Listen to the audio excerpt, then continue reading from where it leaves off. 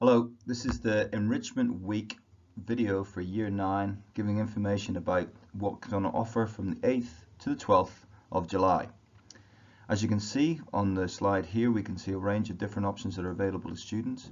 Some of our students have already made the decision to go on the Italian trip, which is the foreign trip in Year 9, but there are domestic trips that occur all week, and then there are other activities that occur in school, and I'm going to take you through those.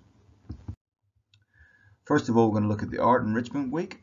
Now this is an opportunity domestically for kids to be involved in art from Monday all the way through to Friday, doing a whole range of things such as workshops and trips. Now in terms of cost, this will probably end up being around £75, but it really depends on whether or not the numbers are involved and who chooses to do it. And you can see there'll be further information that will come out with a letter afterwards once students have made their choices. Any questions, they're going to talk to Mrs. Thompson in D4. History did a very similar thing last year where they did a number of cultural trips around the northeast. So the students who choose to do this will be involved with the history department for the whole week.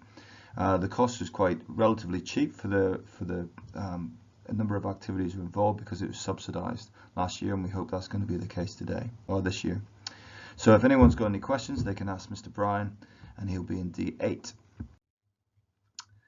If they're not doing trips with art or history or going to Italy, there are other activities that take place in school. If they're, for example, really interested in sports, they can choose option A, and they'll do that for 3 days.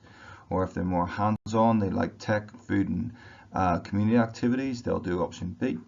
And if they're more interested in media, robots, and puzzles and that kind of activity, they'll choose option C.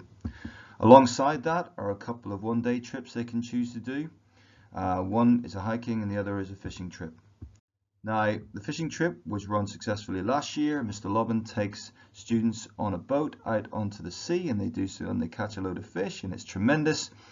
And if they have any questions about that, they go and see Mr. Lobban.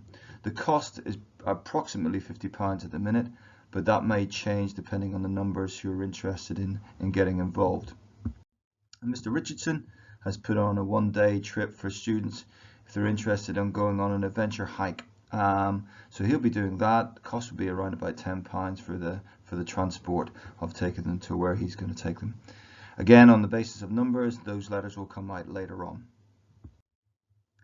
As far as the students are concerned, they've got one job, and that means to look at class charts. On there, there'll be this form they need to complete and their homeworks. So if they complete that, it allows to have the numbers who are interested in each choice, and then we'll get the letters out for the trips. I hope that makes sense. If you have any questions, please contact me at school. I'm Mr. Ward.